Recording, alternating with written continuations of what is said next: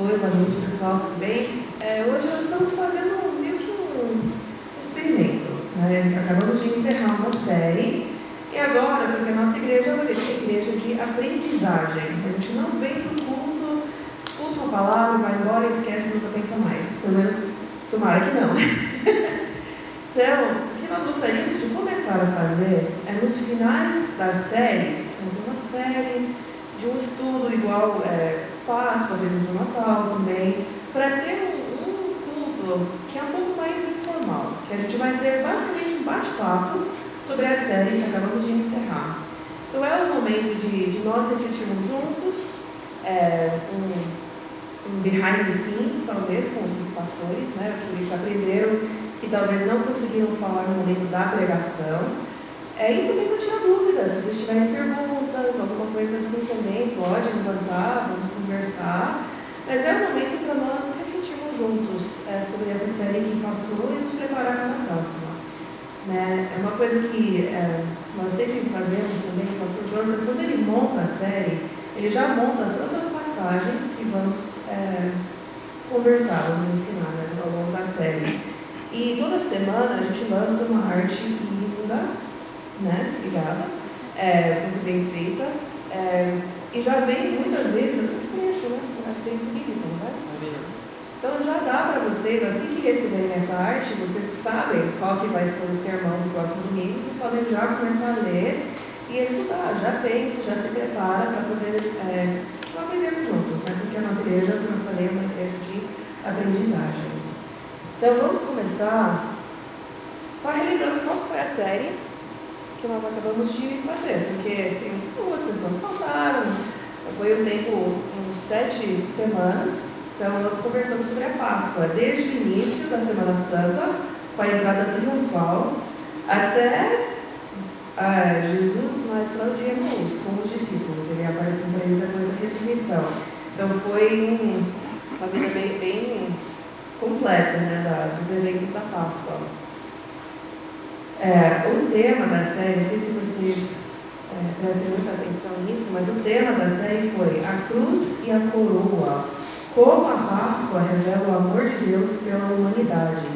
Esse tema, ele une todas as sermões individuais, todos voltam para esse tema. Então, no final, nós também vamos conversar mais especificamente sobre esse tema, o que significa a cruz e a coroa. Mas primeiro, eu queria conversar um pouquinho sobre alguns momentos específicos, algumas coisas que talvez se destacaram para nós nos estudos, né? Eu vou já aproveitar o Dia das Mães, vou puxar um que me marca bastante. Hoje, como é Dia das Mães, vamos ler rapidinho Lucas 2, 33 a 35. Isso é um momento pequeno. Começa lá no início, no nascimento de Jesus e se encerra na crucificação. Mas é uma coisa que eu, como mãe, eu fico marcada toda vez que eu leio isso. Lucas 2, 33 a 35. É o momento quando Maria e José, seguindo a lei de Moisés e a tradição, levam Jesus para ser circuncidado e apresentado ao templo. Lembramos disso da série de Natal, que ele vai lá e o Simeão recebe ele. Ele reconhece na hora quem Jesus era, mesmo com só 8 dias. Ele começa a abençoar e profetizar sobre ele. Veja o que o Simeão diz. O pai e a mãe do menino estavam admirados com o que fora dito a respeito dele. Simeão os abençoou e disse a Maria, mãe de Jesus: este menino está destinado a causar a queda e o levantamento de muitos em Israel, e a ser um sinal de contradição, de modo que os pensamentos do coração de muitos sejam revelados. Quanto a você, uma espada atravessará a sua alma. Quando ele nasceu, muita gente orou por nós, abençoou ela, nos abençoou como pais. Graças a Deus ninguém falou nada assim para mim. Eu fico imaginando a cara da Maria. Como assim se fala uma espada vai atravessar sua alma por causa do seu filho, esse bebê precioso, recém-nascido? Agora passa para João 19, versículos 25 a 27. No momento de crucificação, os guardas acabaram de dividir as roupas de Jesus entre eles, zombando dele e sem simpatia nenhuma. Como isso não se fosse ruim o suficiente, João nos conta com o versículo 25. Perto da cruz de Jesus estavam sua mãe, a irmã dela, Maria, mulher de Clopas, e Maria Madalena. Quando Jesus viu sua mãe ali, e perto dela o discípulo a quem ele amava, que era o apelido que ele usava para João, ele disse à sua mãe: aí está seu filho, e ao discípulo: aí está a sua mãe. Daquela hora em diante, o discípulo a levou para casa. Quando nos colocamos no lugar da Maria, como esse momento é pesado. Só menciona ela agora no final, mas não sei vocês, eu já fico emocionada pensando na Emily. Um garotinho empurrou ela, alguém fez uma coisa que eu não gostei, ela nem se importa, já está brincando, mas eu não gostei. Eu fico machucada, mais machucada do que ela às vezes. Agora imagina Maria, acompanhou toda a vida de Jesus, acompanhou todo o ministério dele e teve que confiar, sabendo, lembrando que Simeão disse, já imaginando que o resultado que ela queria, que ele tivesse uma vida normal, boa, feliz, sem problema nenhum, já não ia acontecer, né? Mas a gente vê que ela foi uma mulher fiel, ela nunca tentou impedir ele de fazer o ministério dele.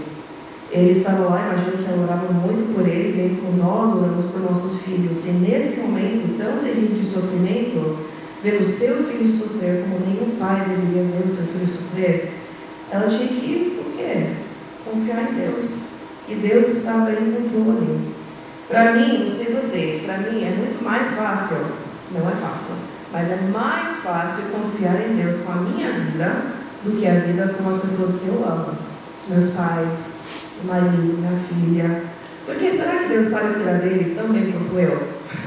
Claro, mas a gente fica com esse medo de tão grande que é o nosso amor.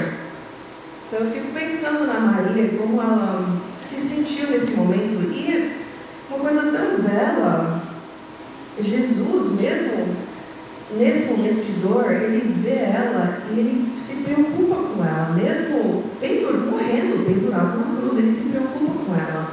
O que vai ser dela nessa cultura em que as mulheres não tinham muitos direitos, né? O marido dela já havia falecido, como seria? Ele já cuida dela, pede para o João cuidar dela.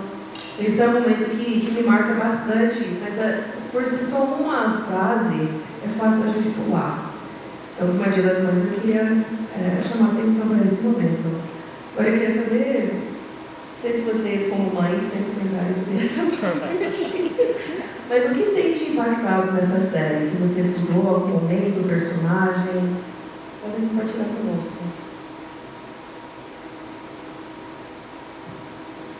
Bom, boa noite. Eu, particularmente, tem algumas coisas nessa série que me chamaram muita atenção, mas voltando ao que a Carrie disse sobre Maria, eu fico muito admirado com o exemplo dela. No final do ano passado nós fizemos uma série de Natal e uma das pregações foi justamente sobre o louvor de Maria, o cântico de Maria, né? Não sei se vocês se lembram. E como ela foi uma mulher piedosa, aceitando o chamado de dar à luz ao Messias, né? Que é uma responsabilidade muito grande. Ela não duvidou, ela simplesmente aceitou. E Deus abençoou, e a palavra de Deus diz, né? O cântico de Maria mostra isso, como ela se humilhou e como ela aceitou a palavra de Deus, a palavra profética. E como Deus olhou para aquela mulher que não era ninguém naquela cultura. Isso, como Deus inverte a lógica humana e faz as coisas virarem de ponta cabeça, né? Essa é a lógica de Deus, essa é a lógica de Jesus. Quando nós olhamos para os evangelhos, é o que nós vemos. Então, é uma mulher que merece ser honrada. Eu acho que, por sermos protestantes, às vezes a gente tem aquele receio, né? A gente não pode falar bem de Maria. Para a gente não ficar parecendo com católicos romanos, a gente acaba, às vezes, tendo um receio muito extremo, né? De reconhecer o papel de Maria nesse enredo todo envolvendo a história de Jesus. Mas a Bíblia mesmo fala sobre como ela foi importante. Então a gente precisa realmente reconhecer o papel dela. Agora, algo que me marcou muito nessa série algo novo, né, que eu aprendi preparando sermões, que mexeu muito comigo, foi justamente na primeira pregação sobre a entrada triunfal de Jesus em Jerusalém. Como Jesus, ele planejou tudo desde o início. Ele foi para a localização exata aonde ele deveria entrar. Ele pediu para os discípulos pegarem o jumentinho lá naqueles vilarejos, e ele fez a entrada triunfal do jeito que ele planejou para cumprir a profecia de Zacarias.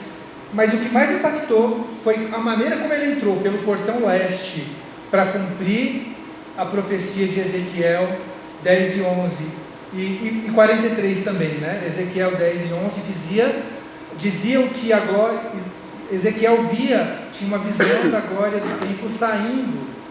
A glória de Deus saía do templo pelo portão leste e ficava ali próximo ao Jardim das Oliveiras. E no capítulo 43 de Ezequiel diz que um dia a glória de Deus voltaria para o templo.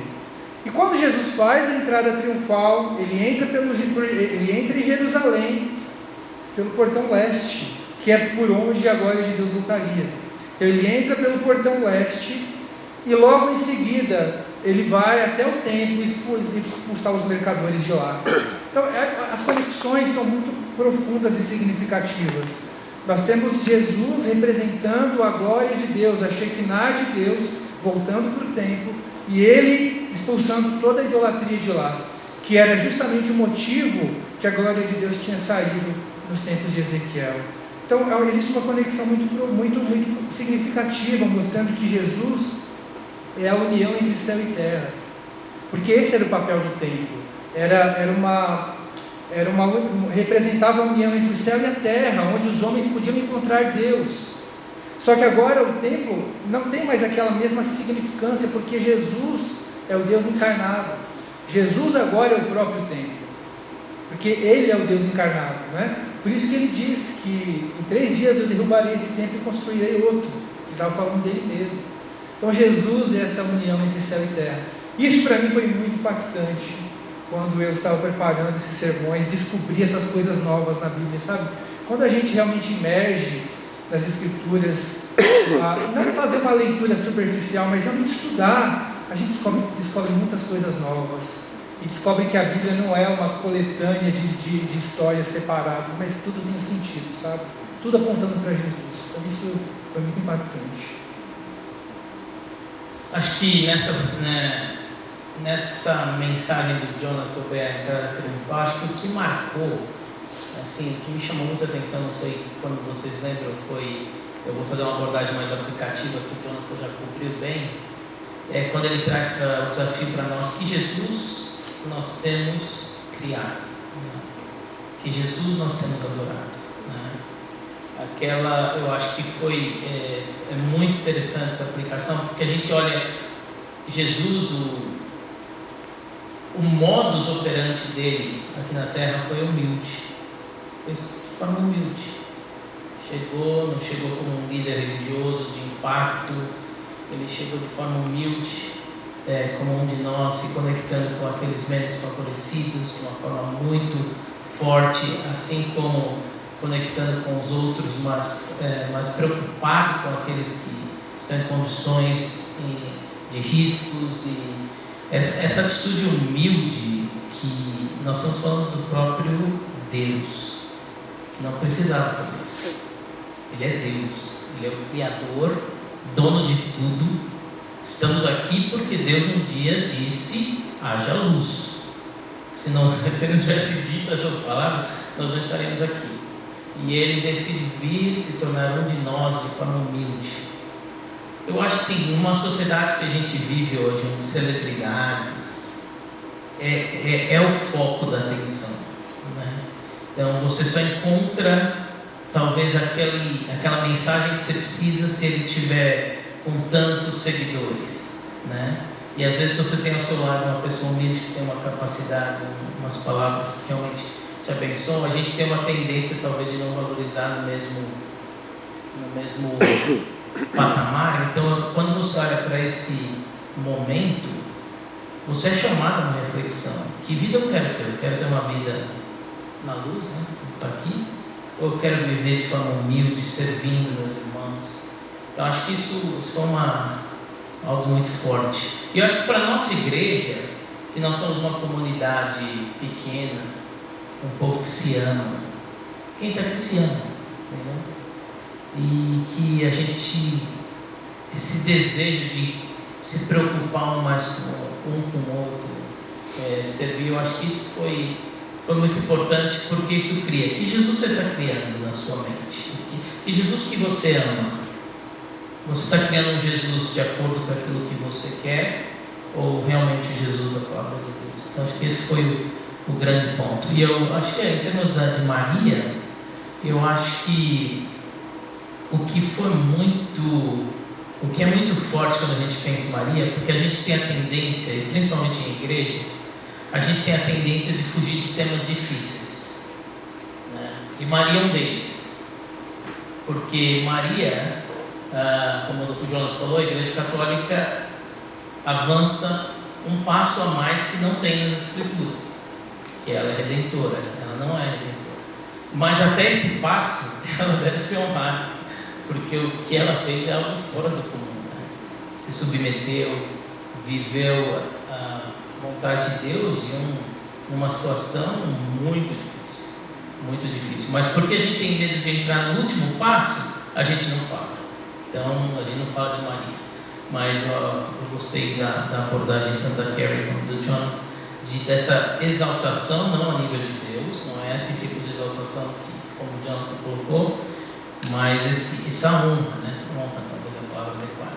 A honra, e essa honra se dá porque ela exaltou Deus, não porque ela quis ser igual a Deus, como é o passo seguinte que nós não vamos lá, né? Então não precisamos temer de estudar Maria, porque se dá um passo a mais, não é isso que vai me levar, isso não falar dela, pelo ministério que Deus deu para ela, que foi um ministério muito pesado, muito difícil, mas foi um ministério honroso, né?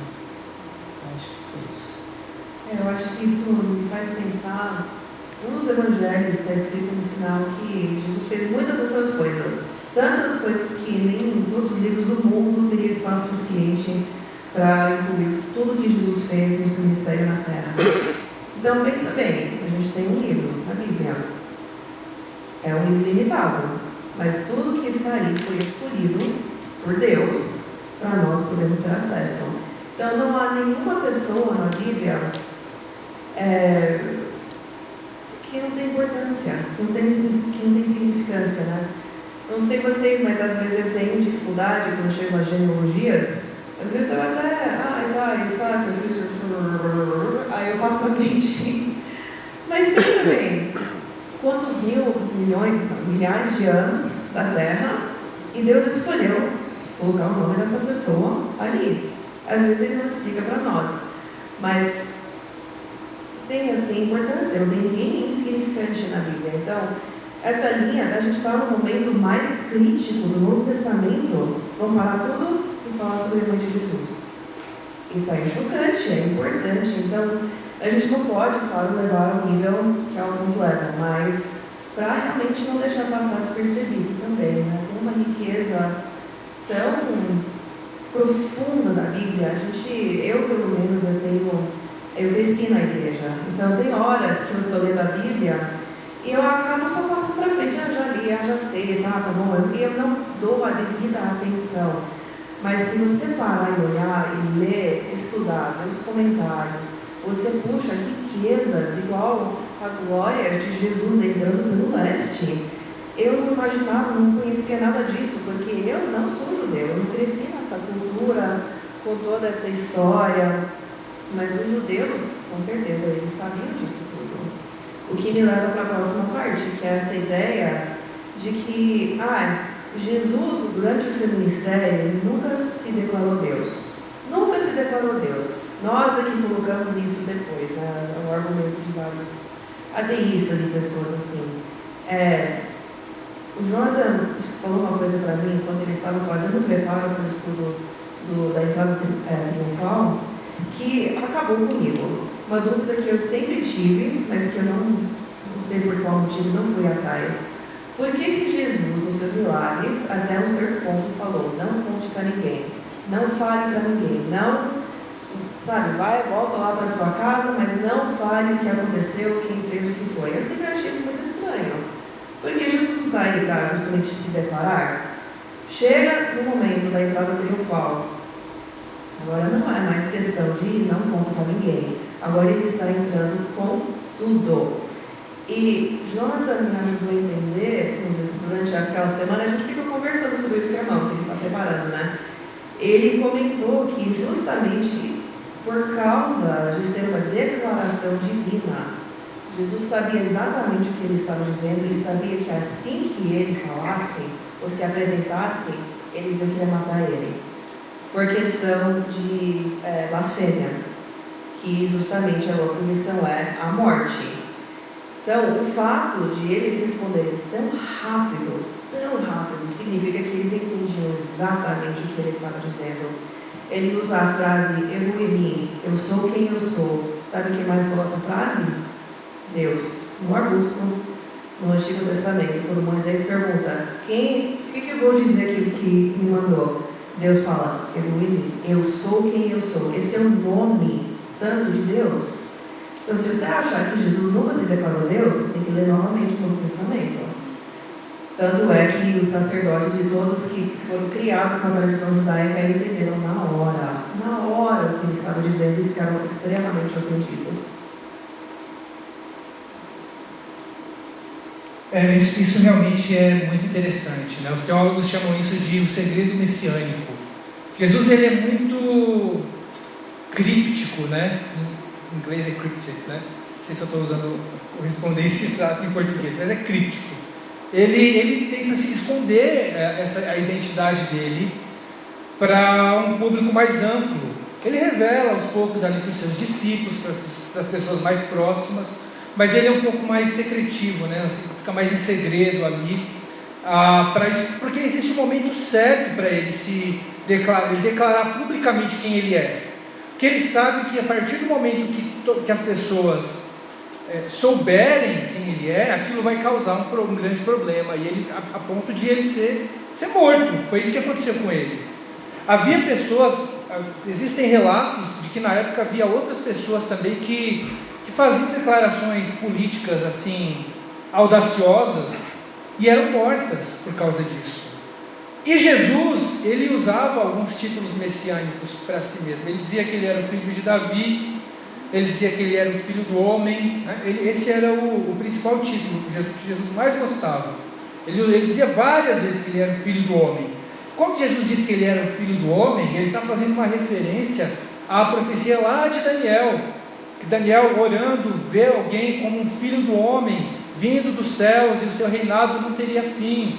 Aquela visão de Daniel é uma visão messiânica, está se referindo a Deus. E Jesus pega esse título do filho do homem e aplica para si mesmo.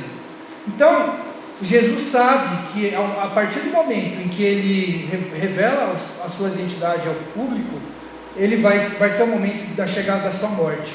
Mas ainda não era o momento de ele morrer, então ele precisa aguardar, né? Porque imagina, Jesus estava fazendo milagres, ele expulsava demônios, ele curava, né? Ele perdoava pecados. Quem pode perdoar pecado, gente?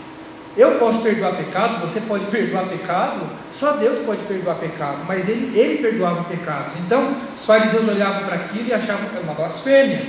Então existia essa declaração audaciosa de Jesus, que os fariseus viam como blasfêmia, e por outro lado, tinha também o público em geral via Jesus como também uma figura política que iria libertar eles de Roma. Lembra que eu falei já isso várias vezes?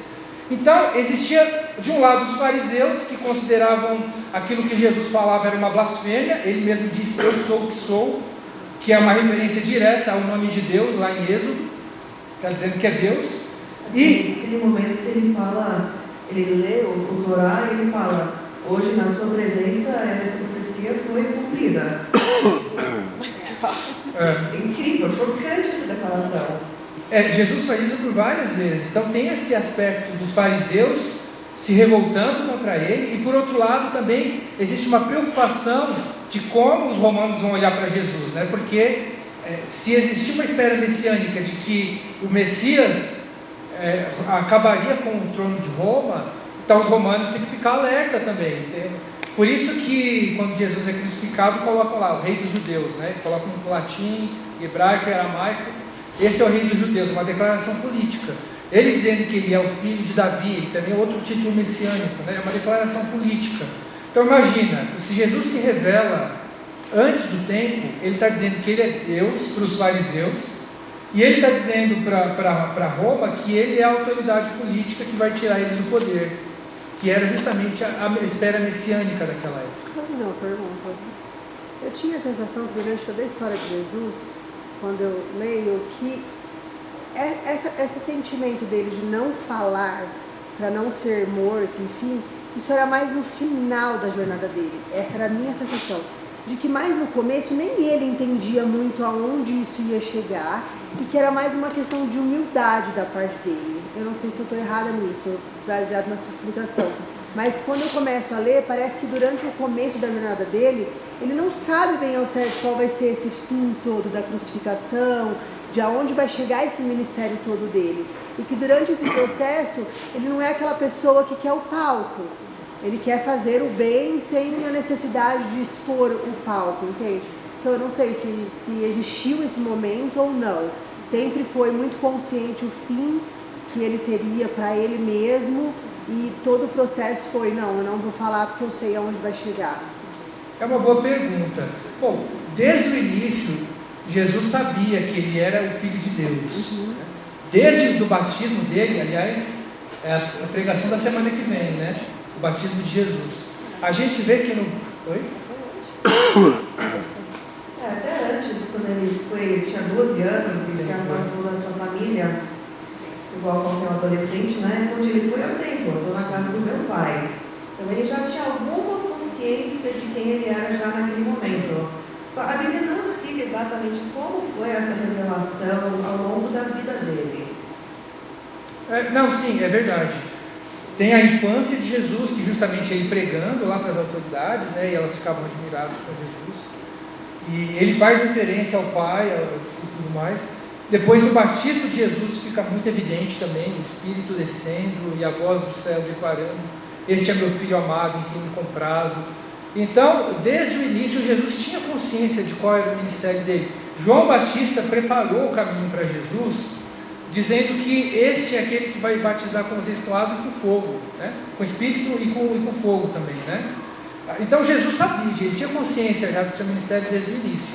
E esse segredo messiânico, por causa dos milagres que Jesus fazia, por causa do tipo de ministério que ele tinha e das coisas que ele falava, ele tinha consciência de que isso afrontava as autoridades da época. Ele tinha consciência disso. E quando a gente lê os evangelhos, a gente percebe que é aos pouquinhos que ele vai revelando para um grupo maior, sabe? Justamente porque existe um momento certo para que aquelas coisas fossem reveladas para um público maior, porque ele sabia que no final das contas isso acabaria em morte, né? Não tinha outra saída. Eu acho que aí tem um paradoxo da autoridade. É uma coisa que eu já escrevi no passado, porque eu gostava desse tema, porque ao mesmo tempo, não precisando, Jesus construiu sua autoridade, mas ele não precisava disso, mas ele optou por isso. Então é como ele sabia quem ele era, e esse processo de ir revelando é uma construção de autoridade, e você vê que essa construção dessa autoridade, que ela foi tão forte que eles o mataram ele por isso. De forma humilde, ele construiu uma autoridade ao ponto de quererem derrubá-lo. Então esse processo de construção de autoridade, lembrando sempre que ele não precisava, como Deus ele não precisava, ele é Deus, mas esse processo parece não, eu vejo claro nas escrituras que ele foi estabelecendo com curas, milagres, com palavras, com exortações, até mesmo quando ele exorta a própria mãe dele. Eu vim aqui para um propósito maior. ele era uma criança, né? Então esse processo aconteceu por soberania e vontade dele, não foi uma coisa que aconteceu por acaso, né? Faz parte desse plano de redenção. Eu entendo que Jesus, ele era extremamente humilde e ele não veio para se colocar na frente. Tudo que ele faz para apontar para Deus, para o Pai. Então, ele deixa muito claro várias vezes. Eu não sei em que momento ele realmente entendeu exatamente o que ia acontecer. A gente consegue ver que ele sabia antes da crucificação como seria, mas a gente não sabe em qual momento isso foi revelado para ele, como que foi essa conversa dele e Deus. Mas o fato de ele ser humilde no início até no final, só para apontar para Deus, eu acho que também tem um pouquinho de uma questão de logística, porque a gente vê logo na parte, acho que antes de ele andar sobre as águas, ele está pregando para um público bem grande e eles decidem pegar ele e fazer ele rei à força. E ele foge de lá. Então a questão não é só quem quer matar ele, mas quem quer também pegar ele e tirar ele do plano de Deus. Né? Fazer ele um líder político que ele não queria. Então essa questão de humildade também acho que tem um lado logístico, né? Controle de público é difícil. E tem um aspecto teológico. Jesus era 100% homem e 100% Deus. Não era 50-50, era 100%. Então, esse mistério de quando ele tomou consciência, as escrituras não relatam. Mas ele era 100% homem. Então teve um processo de ter consciência. Mas ele era 100% Deus. Ele não deixou de ser Deus em nenhum momento. E ele foi 100% homem também. E isso, esse mistério, nas escrituras não tem clareza em que momento que isso ficou claro, ou se ele era um neném que sabia tudo. Não se trata disso. Mas me parece que um neném que sabia tudo entre alguns conflitos com 100% homem, né, no processo natural. Então, mas é mistério. Não tem esse trabalho. Bom, lembrando também do próprio Cântico de Simeão que a gente leu, né? O próprio Cântico de Simeão a gente já tem ali uma revelação do próprio Simeão quando estava ali diante do menino Jesus, dizendo para Maria que esse menino ia morrer, falando para Maria, uma espada vai atravessar seu coração. Então Jesus ele sabia que ele ia morrer. E várias vezes ele disse isso. Nós temos ali a passagem de Mateus, por exemplo, Mateus capítulo 12, versículos 38 em diante, quando os fariseus ali pedem um sinal da autoridade de Jesus, e ele fala: nenhum sinal será dado, a não ser o sinal de Jonas, que Jonas, assim como Jonas ficou 3 dias no ventre do peixe, eu também ficarei 3 dias ali na terra e depois eu ressurgirei. Jesus sabia. Aí depois ele fala, né, do templo, que em 3 dias eu destruirei esse templo e ressuscitarei. Em 3 dias eu destruirei esse templo e reconstruirei. Ninguém entendeu nada, mas ele estava falando do corpo dele. Então ele tinha essa consciência. E várias vezes ele fazia referências a profecias do Antigo Testamento, por exemplo, Isaías, do servo sofredor, que passaria por toda aquela dor e tudo mais. Então ele tinha essa consciência da morte dele estava presente ali no ministério dele.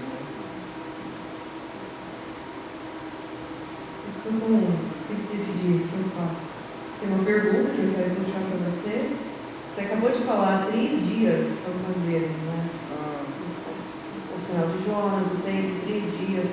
Por que 3 dias? Deixa eu puxar minha cola aqui. Ameacei de fazer essa pergunta mais cedo. Então, essa é uma questão bem interessante. Por que Jesus ressuscitou no 3º dia? A Bíblia, ela trata o 3º dia de uma maneira... Bom, em primeiro lugar, na cosmovisão judaica, os números têm muita importância, tá bom? O 7, por exemplo, representa a perfeição. Então a gente vê o número 7 várias vezes acontecendo na Bíblia, representa a perfeição. Perdoe aquele que se ofende 70 vezes 7. Então representa o número da perfeição. O 3º dia na Bíblia, ele tem importância. Quando a gente olha para Gênesis, por exemplo, no momento da criação, a gente vê que a maneira como Gênesis 1 é construído, ele é escrito de uma maneira cíclica, em períodos de 3. Então nós temos um período de 3 na criação e depois um outro período de 3 na criação. No primeiro período de 3 dias é onde Deus cria as plantas. O que isso significa? Que no terceiro dia nós vemos em Gênesis que Deus cria as plantas saindo da terra, debaixo da terra e florescendo. Basicamente uma simbologia de Deus trazendo vida a partir do nada, a partir da morte. Na segunda parte de 3 dias nós vemos que Deus cria ali cria as árvores e cria também o ser humano, que seria o 6º dia, na verdade, né? Mas é um outro ciclo de 3 dias. E ali representa novamente nova criação. Então o terceiro dia aqui representa uma nova criação. Basicamente, então, a ideia de terceiro dia é uma ideia representa a ideia de nova criação, mas também representa uma ideia de nova aliança. Quando olhamos, por exemplo, para o teste de Abraão, nós vemos que Deus chama Abraão para sacrificar Isaac no monte, e a Bíblia relata que no terceiro dia, Abraão avista um monte, onde Isaac vai ser sacrificado. Só que quando Abraão está prestes a sacrificar Isaac, vem ali um anjo e impede que aquilo aconteça, né? E aí Deus oferece ali, Deus providencia um cordeiro para o sacrifício. Então o que Deus está fazendo ali? Ele está criando nova vida também. Está criando nova vida para Isaac e criando nova vida para Abraão, porque o seu filho não morreu. Okay? Então existe uma nova criação, representa uma nova criação, representa também uma nova aliança, porque Deus vai prover um sacrifício no futuro. Deus proverá, e esse sacrifício é Jesus, certo? Nós vemos também, por exemplo, que isso se aplica ao povo de Israel. Quando Moisés sobe ao Monte Sinai para receber as tábuas da aliança, a Bíblia diz, vou pegar a referência aqui, lá em Êxodo 19, 9 a 16, por 4 vezes a narrativa menciona o terceiro dia. Ele diz que vocês devem se preparar para entrar em aliança com Deus e estejam prontos no terceiro dia. Olha que interessante, que no terceiro dia eles devem estar prontos para receber a nova aliança de Deus. Então vejam, é um padrão que se repete nas Escrituras, por isso que Jesus ressuscita no terceiro dia. Olha que significativo, nós temos Jesus ressuscitando no terceiro dia porque representa a nova criação. Nós temos agora Jesus com o corpo ressurreto, anunciando uma nova criação que vai ressurgir com nós também, quando tivermos o nosso corpo ressurreto, né? E também representa, quando Jesus ressuscita no terceiro dia, representa uma nova aliança. Nós não estamos mais debaixo da velha aliança, nós temos que prover sacrifício no templo. Não, agora Jesus já fez esse sacrifício por nós. Nós agora estamos sob a aliança do Novo Testamento, a aliança que Jesus iniciou. Então isso é muito significativo. E olha, tem mais um detalhe interessante. Eu citei aqui Gênesis, o relato de Gênesis, né, do Jardim do Éden. Eu citei o teste de Abraão. Eu citei aqui também o Monte Sinai, as tábuas da aliança. E sabe o que esses textos têm em comum? Todos esses eventos aconteceram numa montanha. O Jardim do Éden a gente não é tão óbvio, né? Mas Ezequiel considera o Jardim do Éden uma montanha. Fala que é um monte o Jardim do Éden. Aí nós temos Abraão levando Isaac até o monte também para ser sacrificado.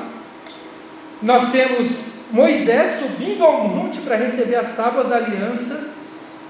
E nós temos Jesus morrendo também aonde? No Gólgota, num monte também.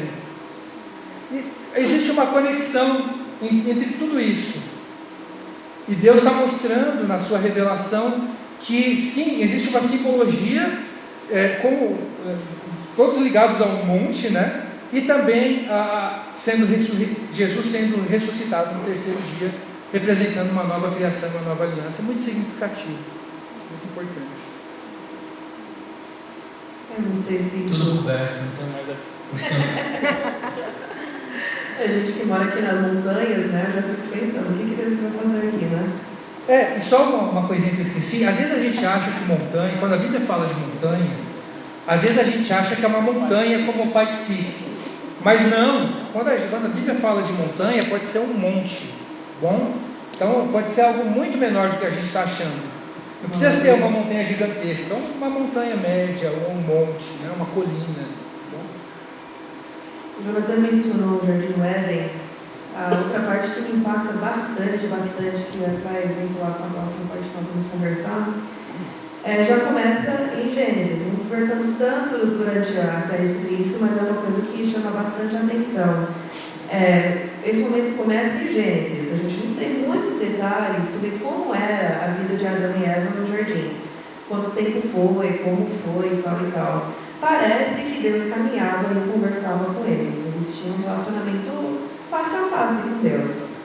Mas no capítulo 3 de Gênesis, Adão e Eva pecaram contra ele. Foram julgados por Deus e expulsos do jardim.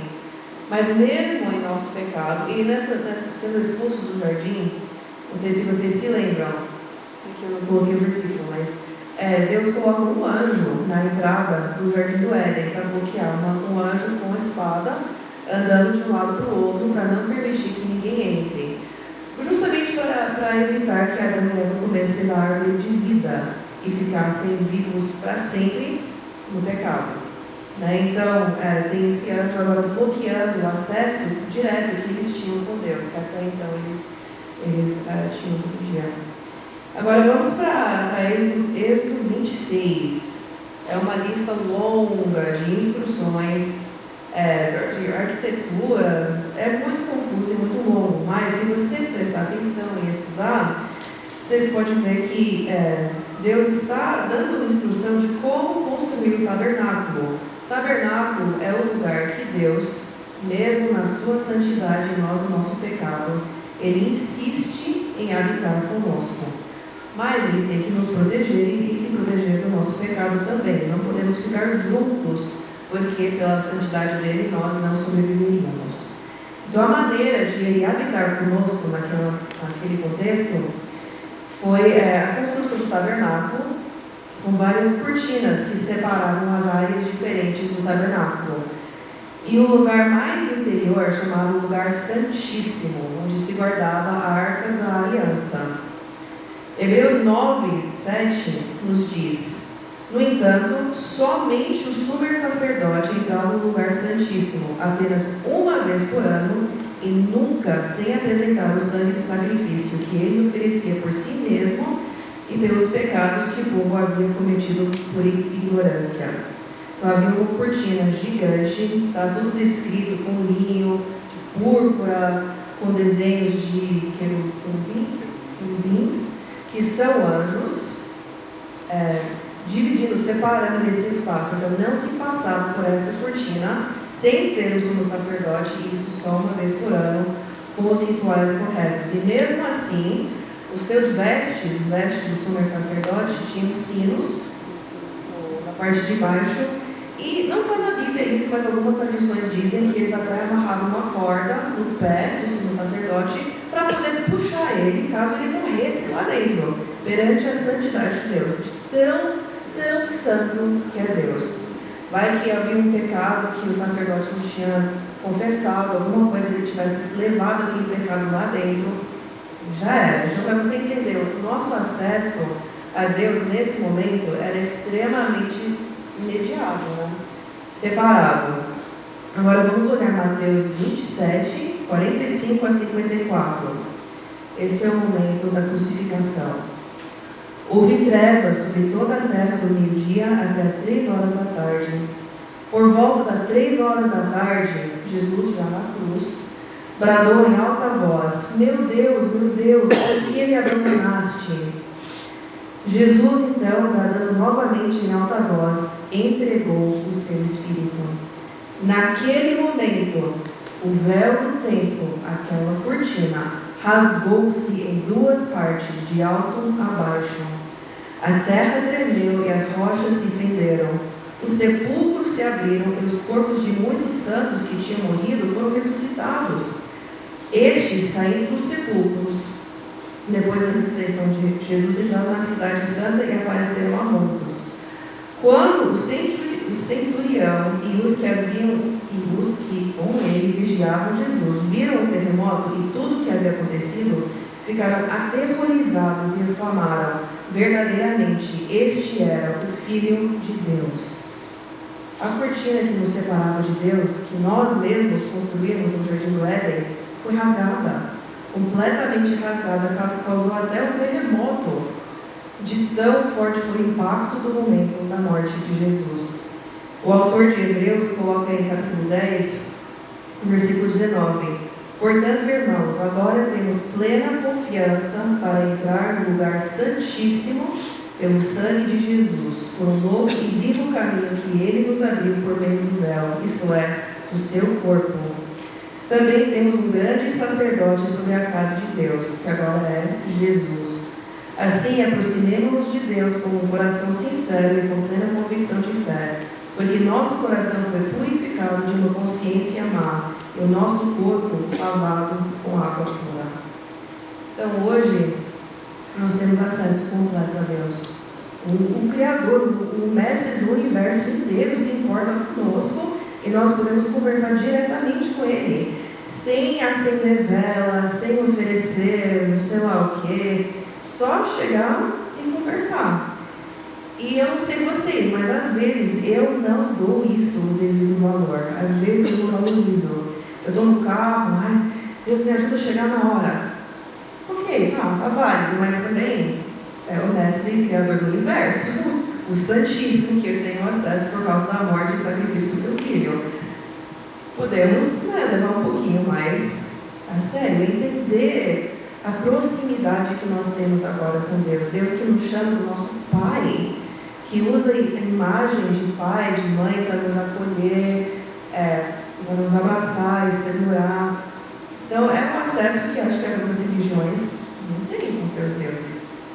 Cara, é uma coisa interessante nessa perspectiva que você está colocando, que a gente viu na série, é que esse acesso que nós temos, ele é um acesso que é contínuo. Porque a gente tem a tendência de vir, se você vem para a igreja, porque você precisa ter o seu tempo com Deus, nessa 1h30, 1h40 que nós estamos juntos, e perde essa noção durante a sua semana, você não entendeu o acesso, né? A igreja é um momento que em comunidade nós o adoramos, mas durante a semana nós temos acesso a Ele individualmente, no nosso relacionamento, nossa vida constante. Nós tivemos uma vez num acampamento, e eu gostava muito de jogar bola, né? E durante um jogo, um dos jogadores do outro time entrou muito forte, um dos nossos jogadores, e era todo mundo da igreja, né? De uma igreja e de outra igreja.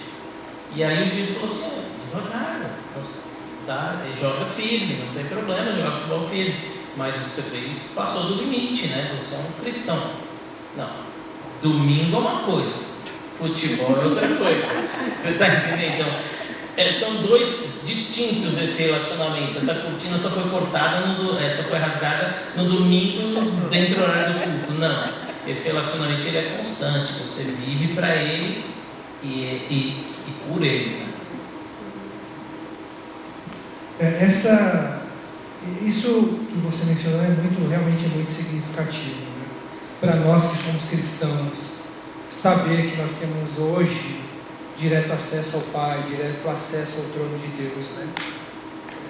Uma outra coisa que acontecia também, além do véu, né? Que era o que separava os meros mortais da presença de Deus, e o sacerdote fazia ali a mediação. Nós tínhamos também a Arca da Aliança, que é onde a glória de Deus estava. E o que tinha na Arca da Aliança ali em cima, no topo? Os dois querubins ali, um de frente para o outro, representando ali o Éden também, os dois querubins que guardavam o Éden também, protegiam os pecadores da presença de Deus. Mas Jesus ele acabou com isso, ele abriu um caminho para nós. E o que é mais interessante para mim nessa história toda é como Jesus ele assume também esse papel de Moisés, porque o que Moisés fez? Ele libertou o povo da escravidão. Nós é que estávamos na escravidão também. Jesus veio, nos libertou da nossa escravidão, libertou de um faraó muito mais poderoso e muito mais influente que é Satanás. E ele, com a sua morte, ele emergiu nas águas e abriu um caminho para nós no meio das águas. Ele rasgou as águas, né? Ele rasgou o véu, para que hoje nós pudéssemos acessar Deus, chegar à terra prometida celestial. Isso é muito importante. Realmente hoje, muitas vezes a gente não dá o devido valor. Nós temos um dos conceitos que a reforma protestante trouxe, tão importante, foi justamente o conceito do sacerdócio universal dos crentes. Todos nós hoje somos sacerdotes. Não precisamos de alguém fazendo intermediação entre nós e Deus. Hoje nós podemos nos ajoelhar em qualquer lugar e falar direto com Deus. Como isso é significativo para nós, né? Então a gente precisa realmente nos lembrar disso, né? É significativo e traz muita responsabilidade. É muita responsabilidade. Porque o seu pecado, ele não está, as consequências do seu pecado não são o maior problema. O maior problema é você ferir a santidade de Deus quando você peca. Mas você não sabe a dor de cabeça que eu estou tendo com esse pecado. Algo muito pior você fez. Você feriu a santidade de Deus. Isso é muito acima da consequência humana do seu pecado. E mesmo assim a humana já é pesada, né? Todo mundo aqui já deve ter cometido alguma coisa que trouxe consequências pesadas para a sua vida, né? E talvez já foram perdoadas, mas as consequências ficaram, porque são duras. Mas o maior disso é a santidade com Deus. Eu quero viver para a glória de Deus. Eu lembro que aconselhando um casal, ele falou assim: não, eu preciso buscar ser fiel a Deus, porque eu quero meu relacionamento, eu quero ter um relacionamento com a minha futura esposa bom. Eu falei: não, você tem que buscar um relacionamento com Deus, porque você ama a santidade de Deus. Você não quer ferir esse trato a Deus. E aí depois as outras coisas virão, mas esse é o maior de todos. Então isso é muita responsabilidade também. E isso também é um dos motivos que na igreja evangélica nós não costumamos, de fato não oramos para outros seres a não ser Deus. Não oramos para divindades menores que a gente nem entende que nem existem, não oramos para os santos ou para Maria, como já citamos. Não precisa, a gente tem acesso direto a Deus. Por que a gente vai mexer com essa pessoa que já morreu, que está lá na vida boa do céu e não quer saber de nós, que a gente vai incomodar ela? Não precisa, a gente vai direto para o colo do nosso Pai. Isso é uma coisa muito, muito legal. E você notou, tomara que tenha notado, que estamos citando bastante o Antigo Testamento ao longo dessa conversa toda. Por quê?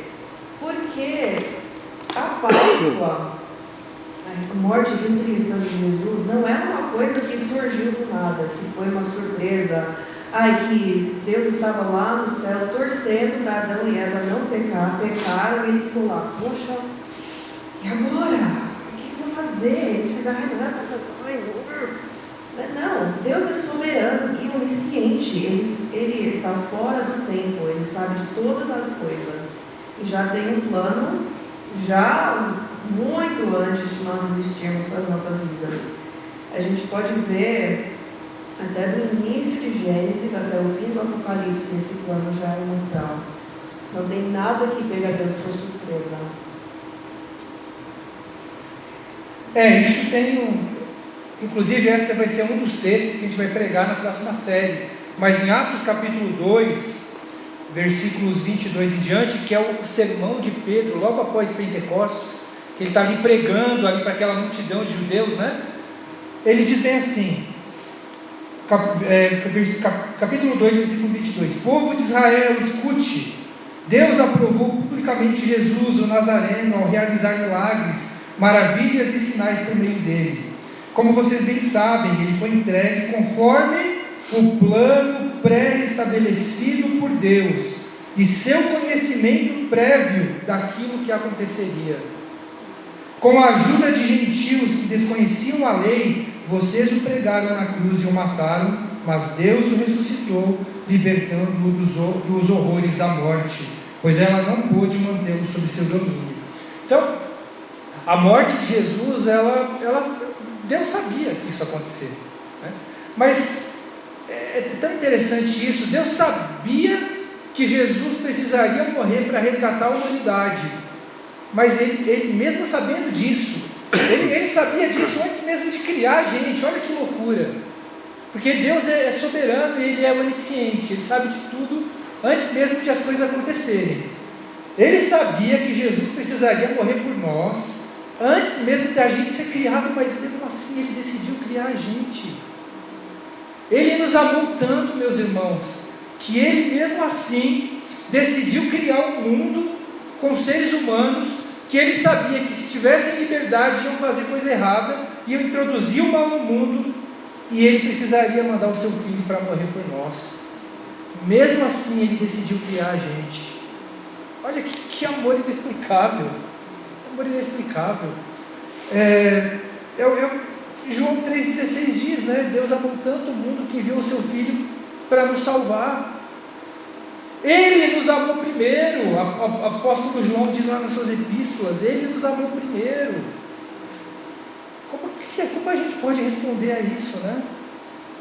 Como a gente pode responder a isso? O próprio Filho de Deus veio ao mundo para morrer por mim e por você, e a gente não merecia isso.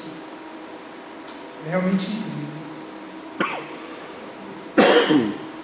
Vamos então, já está acabando o nosso tempo, vamos conversar só um pouquinho sobre o tema da série. Eu queria que alguém falasse alguma coisa.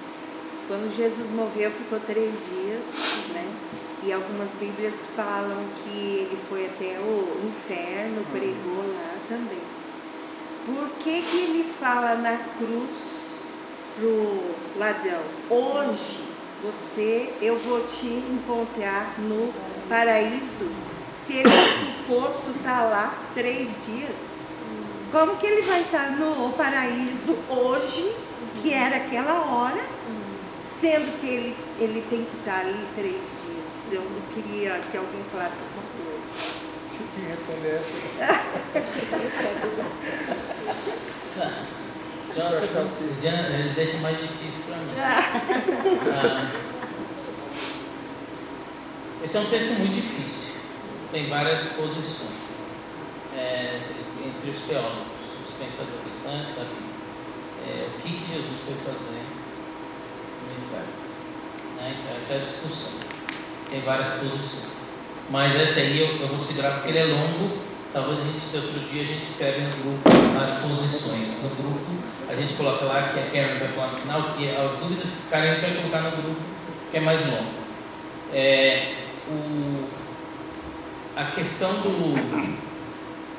quando Jesus diz, é muito interessante, porque essa é uma das, eu particularmente acho um dos textos mais lindos que tem, quando Jesus diz: hoje mesmo estarás comigo no paraíso.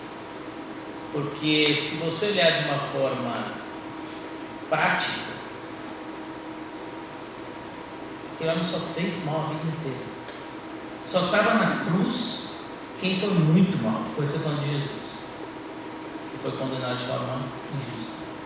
Mas ali, quem morria de morte de cruz era um criminoso, que fez maldade a vida toda. E naquele momento, um dos ladrões diz: se tu és o Cristo, tira a gente daqui. Enquanto o outro diz: lembre-se de mim quando estiver no paraíso. O que representa isso, né? Que eu acho que eu estou fugindo um pouco da sua pergunta, porque ela é muito longa, a gente não vai ter tempo, eu vou colocar no grupo, mas eu vou tentar te mostrar o maior valor dessa citação. Essa eu estou tentando reverter, mas a gente vai colocar lá detalhadamente no grupo. Representa que não interessa o que você faça, não interessa quem você foi, Se você reconhece Jesus como Senhor e Salvador, os seus pecados estão perdoados no passado, no presente e no futuro. A cruz pagou por todos os pecados. Todos os pecados foram pagos. Então, naquele momento, quando ele reconhece Jesus como Senhor e Salvador, ele diz: quando você estiver no seu reino, lembre-se de mim. Ele está reconhecendo ele como Senhor e Salvador e entendendo a total dependência que ele tem daquele que estava na cruz com ele. Total dependência. Tem um autor, um pastor que diz ele prega uma mensagem que é muito bonita. Tem no YouTube, depois a gente pode colocar. Eu esqueci o nome dele aqui, mas o Jonathan vai lembrar que eu estou falando. Que ele conhece mais os autores. E ele diz que quando o bandido da cruz chega lá no céu, alguém perguntou para ele faz uma analogia, né? Com que autoridade você entrou aqui? O que você fez? Não tenho a menor ideia. Eu só sei que o homem que estava na cruz falou que eu podia entrar. Né? Eu não sei porque eu estou aqui, quase que eu não tenho ideia do que eu estou fazendo, mas só sei que ele falou que eu podia entrar. Então, fugindo um pouco da sua pergunta, mas trazendo um valor maior para ela, porque ela é longa e a gente vai respondendo, não estou fugindo não, tá? A gente pode fazer um vídeo e o Jonathan pode fazer um resumo. Ele disse que consegue, eu não consigo, porque ele é o inteligente da parceria aqui. Então eu acho que esse valor maior de que em Cristo está tudo, né? Que a gente viu isso também, tudo encontra em Cristo. Ele é o centro, ele é o Cordeiro Pascual, ele é tudo. Então isso, mas eu deixei ele responder, é difícil. Então, eu só quero ver se eu entendi bem a sua pergunta. Se eu entendi bem, a pergunta é: se Jesus afirmou que está aí, que receberia o ladrão no paraíso, como é que o texto lá em 2 Pedro fala que ele também foi lá com espíritos em prisão? É isso? Não, a minha dúvida é porque ele fala hoje eu vou encontrar com você no paraíso, sendo que ele ia ficar em 3 dias. Bom, sim, mas é que o corpo de Jesus ficou no túmulo, né? Ele não havia ressuscitado completamente ainda em glória com o seu corpo físico, né? Então é uma discussão teológica profunda, né? Porque nós entendemos que quando nós morremos, nossa alma ela vai com o Senhor, embora o corpo fique na terra, né? Eu não sei dizer o que aconteceu exatamente com Jesus. É difícil explicar isso, né? Mas o corpo físico de Jesus ficou no túmulo. Não. Agora, não significa que ele ficou completamente no túmulo, né? Não, no sentido de o seu espírito, a sua alma. Porque tem aquela outra passagem quando Jesus fala: não me toque, porque eu ainda não fui ao Pai. Que aquelas pessoas, quando ele volta ressuscitado, entre aqueles discípulos, ele falou para alguém: não me toque, porque eu ainda não subi ao Pai. Então, não sei. Quer dizer, se elas não podiam tocar nele, porque ele não tinha subido, entendeu? Assim, tem uma... Será que esse hoje não foi mais simbólico? Não, mas não é. Não hoje de Quando hoje. Jesus descendeu ao Hades, existia o Senhor de Abraão. Sim, Esse era o paraíso Isso. antes da ressurreição. Isso, exatamente, tem a parábola do rico e do Lázaro, né? Na parábola do rico e do Lázaro nós temos o paraíso, que é onde Lázaro fica, né? E nós temos o Hades, que é onde fica o rico, não é isso? Quando Jesus ele anuncia para o ladrão na cruz que ele vai estar no paraíso, significa isso: ele desceu ao paraíso, o ladrão na cruz desceu ao paraíso, né? E depois, agora, nós temos que interpretar 2 Pedro, que é o texto que fala que Jesus pregou os espíritos em prisão. Esse texto é muito difícil. Eu não saberia dar uma resposta plena sobre esse texto agora. Mas alguns entendem que Jesus foi anunciar os espíritos em prisão que ele fez, né? Não no sentido de converter, mas de anunciar o que ele fez. Fato o corpo de Jesus estava no túmulo por 3 dias, mas o espírito dele foi, entende? Foi ao paraíso, foi anunciar os espíritos em prisão. acho que fica mais lógico isso, se já que ele desceu lá, lá teria 2 espaços, né? Isso. E talvez esse ladrão estava nesse paraíso lá, né? Também, acho que também tem um fator complicante de que a gente não sabe se o Hades, nesse lugar, existe no mesmo tempo que nós. Se 3 dias nossos são 3 dias lá ou não, se ele foi, a gente não sabe, a Bíblia não entra em detalhes. Eu estou contando uma lista de perguntas que eu vou fazer quando morrer, porque tem muita coisa que a Bíblia não fala que eu quero saber. Eu sou curiosa, assim, mas... Eu acho que a gente, por causa do horário, né, infelizmente, porque eu acho que a gente pode construir um vídeo, Jonathan, Jonathan, que ele é mais inteligente que eu, e a gente coloca no grupo, ou mesmo a gente escreve, a Carrie e o Jonathan podem trabalhar, porque é longo, a gente vai longe mas excelente pergunta, eu acho fantástico essa pergunta, porque envolve muita teologia ao redor e muitos pensamentos, né? Complexo. É que para mim parece uma contradição, né? Ele sabe que ele ia ficar 3 dias ali e fala pro outro que hoje vou estar lá. Sim, mas o que Jesus está querendo dizer quando fala de 3 dias permanecer no túmulo, é realmente o corpo dele, o corpo físico dele, né? Nesse sentido. Mas é outro exemplo do que eu falei mais cedo, né? Que é uma riqueza extremamente profunda na Bíblia. E como ler quais textos, quais são literais, quais são poéticos. O que aconteceu é tudo coisas que nós queremos aprender e estudar. Então, não deixe de fazer essas perguntas, né? Mande no grupo, manda para mim, manda para o Jonathan, a gente monta um vídeo, explica, inventa, pesquisa, a gente estuda juntos, né? Porque, mais uma vez, somos uma igreja de aprendizagem. Queremos aprender, não vamos ter todas as respostas, mas queremos aprender juntos. Então, vamos continuar fazendo isso. E eu acho que, não sei se vocês querem falar mais alguma coisa. Não, eu acho que só se fosse para encerrar com uma palavra de aplicação, né, para as nossas vidas, eu acho que a Páscoa representa realmente o amor de Deus. E como o título da nossa série diz, né? Páscoa, entre a cruz e a coroa, como o amor de Deus, como a Páscoa revela o amor de Deus pela humanidade, né? Então, nós temos um Deus que Ele se importa conosco. Ele veio encarnar aqui na terra, veio encarnado, tabernaculou, criou uma casa para habitar entre nós e sofrer na pele aquilo que a gente sofre. Deus se importa conosco. A Páscoa representa que Deus não veio como um rei poderoso, mas como um rei humilde, montado num jumentinho, como Filipenses 2 diz. Ele deixou a sua glória, se despiu de tudo e veio habitar aqui nessa terra como um homem humilde. E por causa disso, Deus o glorificou e ele recebeu a coroa. Hoje nós não precisamos mais tomar do cálice da ira de Deus.